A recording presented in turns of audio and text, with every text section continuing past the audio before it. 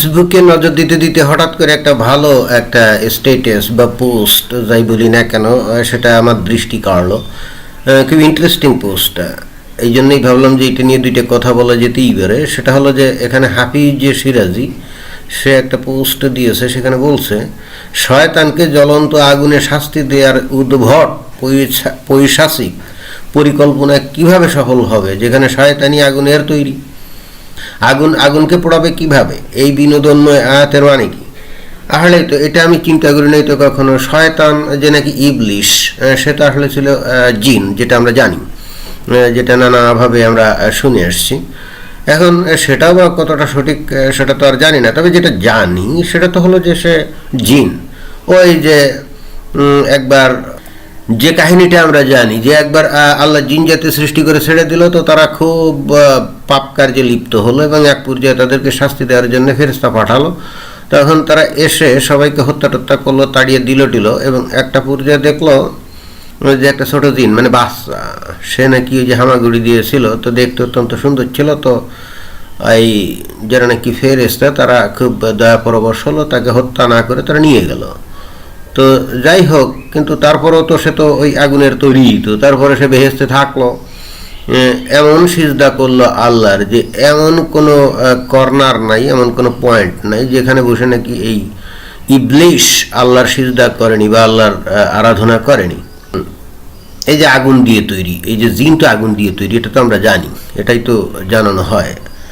আর ইনসান মানে মানুষ, এরা হলো মাটির তৈরি, জিন হলো আগুনের তৈরি।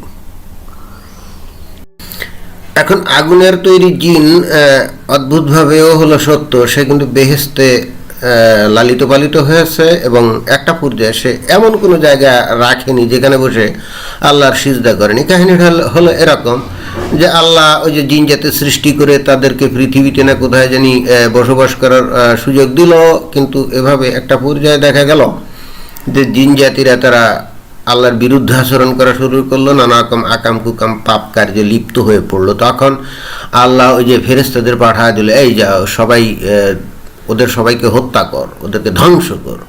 তো তখন ফেরেশতারা এসে মোটামুটি যাদেরকে সামনে ফেলো মেরে টেরে ফেললো, বাকিগুলাকে তাড়িয়ে দিল, মানে চলে গেল। কিন্তু এটা করতে করতে যে একটা জায়গায় দেখলো যে একটা ছোট্ট সুন্দর শিশু, ওই জিন শিশু, সে ওখানে হামাগুড়ি দিচ্ছে। তো ফেরেশতারা ওকে দেখলো, তাদের খুব মায়া হলো, মহব্বত হলো, হৃদয় বিগলিত হয়ে গেল। তারা ওটাকে মারলো না, মেরে কী করলো, ওটাকে নিয়ে তারা বেহেশতে চলে গেল এবং সেখানেই সে আস্তে আস্তে বড় হলো এবং বড় হওয়ার পরে আল্লাহর সিজদায় সে সর্বক্ষণ ব্যয় করলো। এভাবেই লাখে লাখে করিতে বছর পার হয়ে যাওয়ায় সে দিন দুনিয়ায় এমন কোনো জায়গা নেই যেখানে বসে সে আল্লাহর ইবাদত করেনি। ভালো কথা। এরপরে হঠাৎ করে আল্লাহর মনে হলো যে ঠিক আছে, আদৌ মানে মানুষ তৈরি করবে এবং সে পৃথিবীতে পাঠাবে তার প্রতিনিধি। এই জন্য ফেরেশতাদেরকে কি বললো, যাহ তোরা ওই পৃথিবী থেকে মাটি নিয়ে আয়, আমি ওই মাটি দিয়ে ইনসান মানে মানুষ সৃষ্টি করব।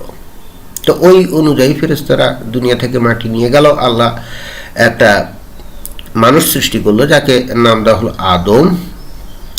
আদম নাম দেওয়া হলো। আল্লাহ তার ওই যে নাক দিয়ে ফুক টুক দিয়ে তার জীবন দিল, দেওয়ার পরে তারপরে সে হলো জীবন পেল। এখন একটা অদ্ভুত ঘটনা এখানে ঘটে, সেটা হলো এই যে দেখা যায় যে আল্লাহ এই দিন দুনিয়ায় যত যে বস্তু টস্তু আছে সবগুলোর নাম আল্লাহ নিজেই কিন্তু ওই আদমকে শিখাইয়া দিল, কিন্তু যে ফেরেশতাদেরকে শিখাইয়া দিল না দিয়ে একদিন তাদের সবাইকে এক জায়গায় জড়ো করে তখন আল্লাহ প্রশ্ন করতে লাগলো, এইটার নাম কি, ওইটার নাম কি।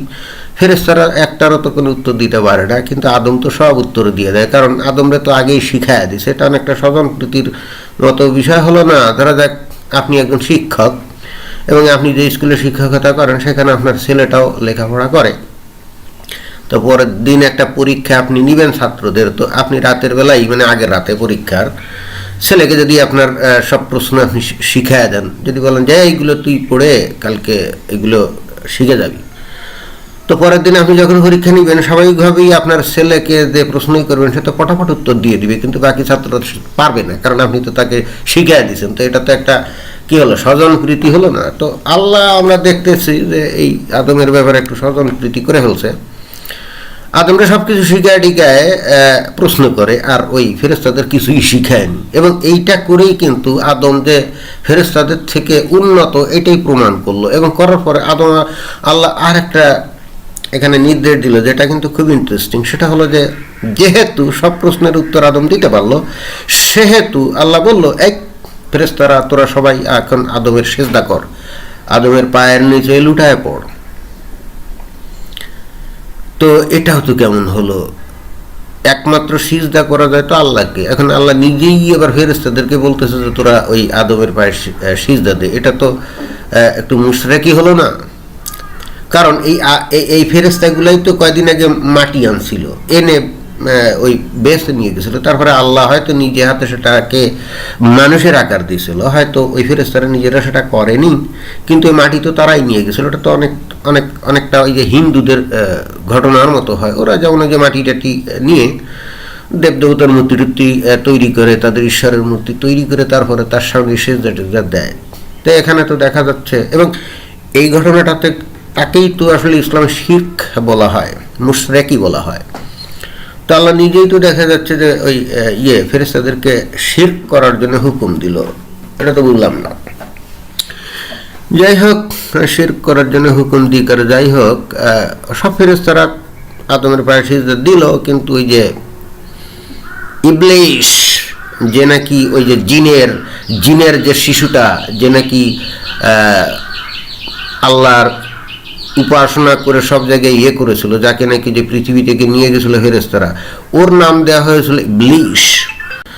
তো ইবলিসকে আল্লাহ বললো যে তুইও সিজদা দে। তখন ইবলিস বললো, কেন? আমি হলাম আগুনের তৈরি, ও হলো মাটির তৈরি, আমি কি ওর সাইতে ছোট নাকি? আমি তোর সাইতে বড়, আমি কেন সিজদা দেবো?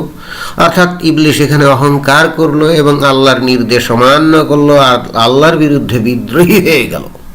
মারাত্মক অপরাধ। তো যাই হোক, এখন তো একটার শাস্তি তো আল্লাহকে দিতেই হবে, কারণ আল্লাহর সামনে বেয়াদবি করে, বিদ্রোহ ঘোষণা করে, এটা তো ঠিক না। আর যদি শাস্তি না দেয়, তাহলে আল্লাহ যে সর্বময় ক্ষমতার অধিকারী সেটাও তো প্রমাণিত হয় না। তখন আল্লাহ কি করলো? বলল, মানে তারা বললো, যাই তুই বেরোয় যাবে বেহেশত থেকে। তো তখন ইবলিস কি বললো যে ঠিক আছে, আমি বেরোয় যাচ্ছি, কোনো অসুবিধা নাই, তবে আমাকে এমন একটা ক্ষমতা দাও, আমি তো লাখে লাখে কোটিতে বছরে তোমার আরাধনা করেছি, তোমার ইবাদত বন্দেগী করেছি, তো এর কি কোনোই মূল্য নাই? তো এই জন্য আমাকে একটা জিনিস দিতে হবে। তখন আল্লাহ বলল, কি? ইবলিস বলল যে আমাকে এমন একটা ক্ষমতা দেওয়া হোক, আমি যেন মুহূর্তের মধ্যেই যে কোনো জায়গায় চলে যেতে পারি। এবং এই ক্ষমতাটা দিলে সে কিন্তু আবার আল্লাহকে ওপেন চ্যালেঞ্জও করলো, এই ক্ষমতাটা যদি তাকে দেওয়া হয়, সে কি করবে? এই আদম সন্তানদেরকে অলওয়েজ আল্লাহর রাস্তা থেকে দূরে রাখার সে চেষ্টা করে যাবে। তখন আল্লাহ বলল, ঠিক আছে, তোর চ্যালেঞ্জে গ্রহণ করা হলো, পারলে আদম সন্তানদেরকে তুই আমার পথ থেকে দূরে রাখিস, তবে তোকে ক্ষমতা দিয়ে দেওয়া হলো। তো ঘটনাটা এখানেই গেল। পরে তো দেখা গেল যে ওই প্রথম চান্সেই এখানে ওই যে শয়তান জিতে গেছে। কীরকম? কারণ ওই যে আদম একা একা ঘুরে বেড়ায়, পরে তার দেহ থেকে আল্লাহ ওই যে হাওয়াকে তৈরি করে বাম পাজরের হাড় দিয়ে, তারপরে দুইজন ঘুরে ঘাড়ে।